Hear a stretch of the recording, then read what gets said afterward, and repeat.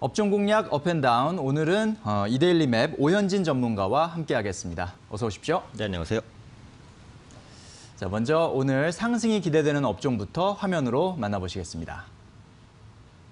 자, 오현진 전문가가 꼽은 상승 예상 섹터는 음성인식 관련주입니다. 목소리로 컨트롤하는 세상이라고 코멘트해 주셨습니다. 자, 음성인식, 과거에는 정말 이런 세상이 과연 올까 네네. 생각했는데 이제는 진짜 현실이 된 것 같아요. 점점 더 적용되는 그런 분야가 확대되고 있는 것 같고요. 네, 우리가 아직까지는 그렇게 크게 느끼지는 못하고 있지만 앞으로는 음성인식이 도입되는 분야가 계속해서 확장될 수밖에 없다라고 보고 있습니다. 왜냐하면 음성인식이 가장 편하거든요. 우리가 말로써 모든 것들을 컨트롤하게 된다면 신체의 어떤 부위를 쓰지 않아도 되고 멀리 떨어져 있어도 상관이 없습니다. 하지만 그동안은 이 사람의 음성을 기계가 정확하게 인지하기가 힘들었어요. 그런데 이런 약점들이 최근 들어서는 극복되고 있다고 보시면 될 것 같고요. 이미 글로벌 음성인식 시장은 700억 달러를 넘어섰고요. 매년 11%대 고성장을 2025년까지 이어갈 것으로 전망이 되고 있습니다. 그래서 집안에서 목소리로 전등을 켜거나 TV를 켜거나 빨래를 돌리거나 보일러를 켜고 끄거나 그래서 이런 부분들이 최근에는 조금씩 가능해지고 있다고 보시면 될 것 같고요. 또 추가적으로 이제 차량 운전 시에 음성을 지원하는 내비게이션 역시 이미 개발돼 있습니다. 그래서 앞으로는 속도 조절이라든지 목적지 변경이라든지 이런 부분들로 사람의 음성으로 할 수 있게 될 것이다 라고 판단하고 있고요. 앞서 말씀드린 대로 사람의 음성을 기계가 제대로 인식하느냐, 이게 이제 관건이라는 말씀을 드렸는데 이 인식이 조금 더 정확해진 계기가 인공지능의 도입이라고 보시면 될 것 같습니다. 그래서 국내 자연어 처리 시장 규모를 보면 올해 3,700억 규모로 전망이 됩니다. 자연어 처리 시장이라는 것은 얼마만큼 이제 사람의 언어를 정확하게 기계가 인식할 수 있느냐를 의미하는 거고요. 인공지능 시장과 결합하면서 성장이 본격화될 것으로 좀 보여지고 있습니다. 이미 이제 음성 인식이 도입된 그 여러 가지 시스템들이 선보이고 있는데 첫 번째로 볼 수 있는 게 주차요금 음성 인식 결제 시스템인 언택트 키오스크입니다. 그래서 올해 6월부터 영등포 타임스퀘어에서 적용되기 시작했고요. 그러니까 손을 사용할 수 없는 상태에서 내 차량에 대한 위치 파악 그리고 요금 결제까지도 음성을 통해서 이제 할 수 있다라는 부분입니다. 그래서 지금은 타임스퀘어에만 적용이 됐지만 앞으로 이 음성 인식을 활용한 무인 주차장이 대중화될 가능성이 높아졌다라고 판단하고 있고요. 또 국내 대기업들의 음성인식 기술도 도입이 확대되는 중입니다. 그래서 현대건설 같은 경우 그 빌트인 음성인식 시스템인 보이스 홈을 공개했습니다. 그래서 음성으로 그 집안의 가전이라든지 이런 부분들을 모두 다 제어할 수 있는 거죠. 지금 화면에 보이는 대로 음성 인식을 할 수 있게 이렇게 망이 좀 설치된 게 보여지는데요. 이 부분에 이제 명령을 내리면 여러 가전들을 조정할 수가 있습니다. 추가적으로 날씨 안내를 받거나 아니면 미세먼지에 대한 안내를 받거나 내가 이제 어떤 스케줄이 있을 때 입력시켜 놓으면 그 스케줄을 이제 보이스홈에서 얘기해 준다거나 그래서 이런 부분들이 가능해졌다라고 보시면 될 것 같고요. SK텔레콤 같은 경우에는 시니어 음성인식 서비스인 누구58을 출시를 했습니다. 그래서 디지털에서 약간 소외된 계층이 젊은 층보다는 노년층이다 이렇게 볼 수 있는데 노년층이 음성인식 시스템을 어렵지 않게 이용할 수 있는 서비스가 출시됐다라고 보시면 될 것 같아요. 지금 말씀드린 식으로 앞으로도 음성인식 기술은 도입되고 더욱더 확대 적용될 가능성이 높다라고 보기 때문에 현 시점에서 성장성이 매우 높은 분야라고 판단하고 있습니다. 네.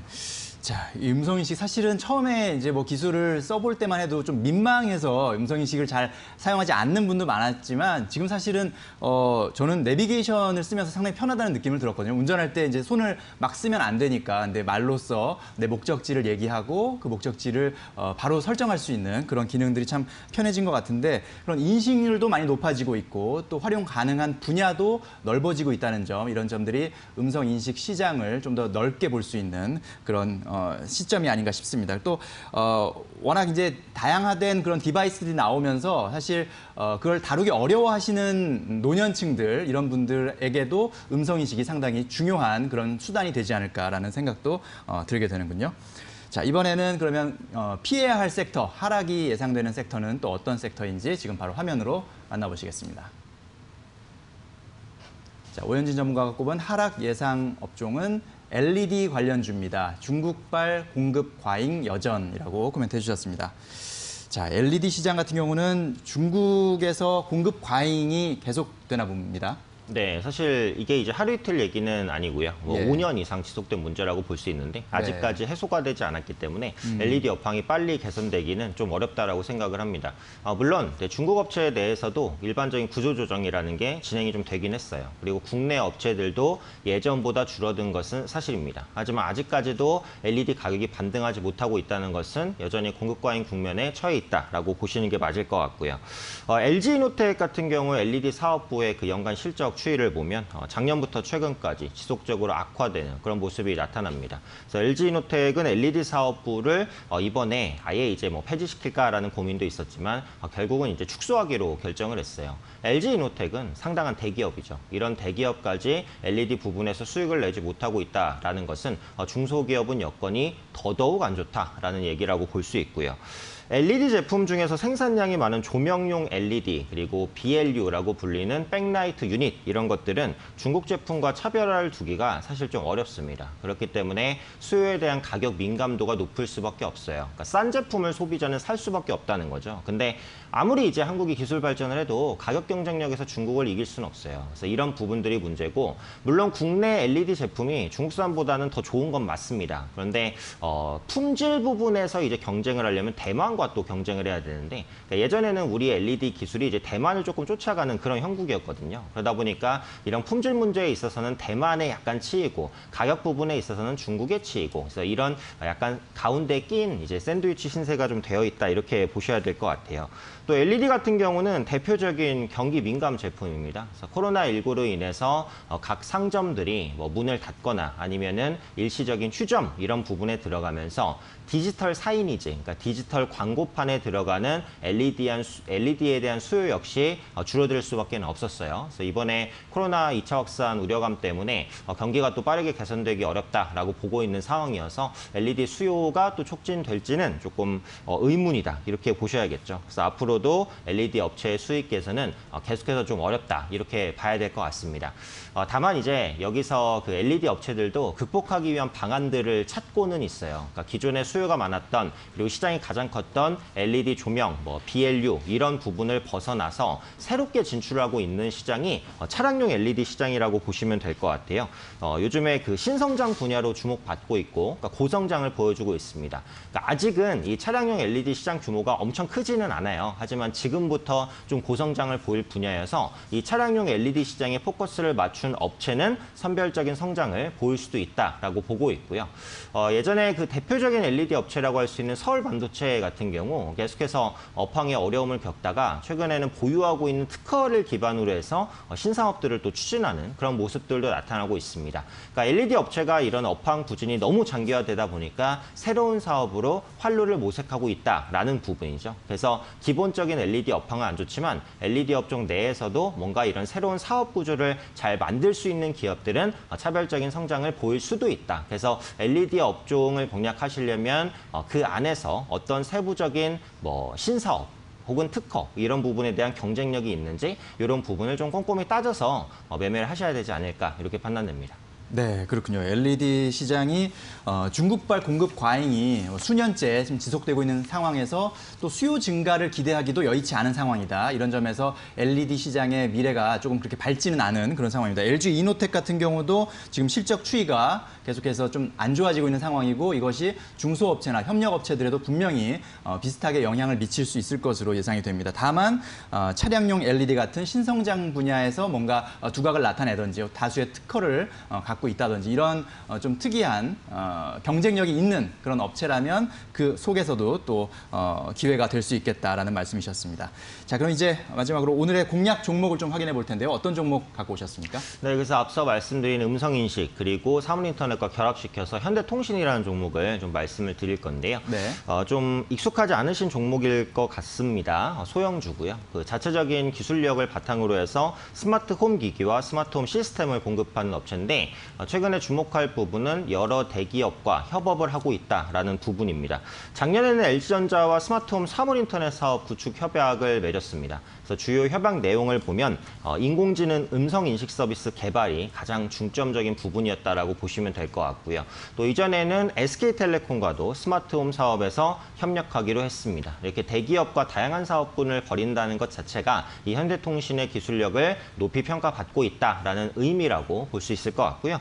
현대통신은 국내 브랜드 아파트 월패드 시장 점유율 1위 업체입니다. 이 월패드라는 것은 스마트 홈과 각 기기 장비를 연결하는 그 허브 역할을 합니다. 그러니까 결국은 이제 우리가 홈 사물 인터넷 시대, 뭐 말로 모든 것들을 제어하는 시대가 오려면 플랫폼이 있어야 돼요. 그 플랫폼을 기반으로 해서 음성이 들어가서 거기서 이제 어떠한 가전들을 제어할 수 있는 여러 명령들이 이렇게 뻗쳐나가는 것이거든요. 그래서 그 중심 역할을 해주는 게 바로 홈패드고 월패드고 이 월패드 시장의 1위가 바로 지금 말씀드린 현대통신이라는 겁니다.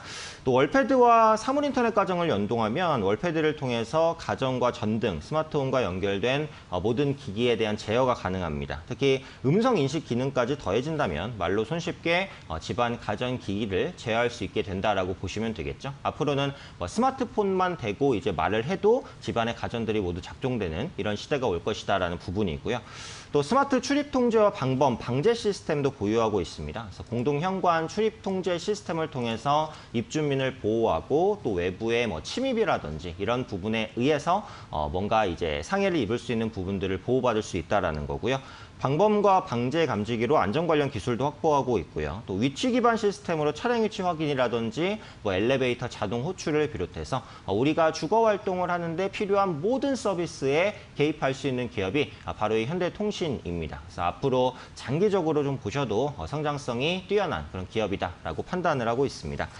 기술적인 부분을 한번 보시면요. 그러니까 이전에는 주가가 15,000원까지도 갔었던 종목이에요. 근데 최근에 코로나도 있었고 또 상대적인 소외 그리고 전기차, 수소차, 풍력주 이렇게 쏠림 이런 부분들 때문에 많이 이제 주가가 밀렸습니다. 현재 위치에서는 최대한 이제 밀릴 만큼 주가가 밀린 상황이기 때문에 저점 구간에서 매수세가 충분히 들어올 수 있는 위치다 이렇게 판단을 하고 있습니다.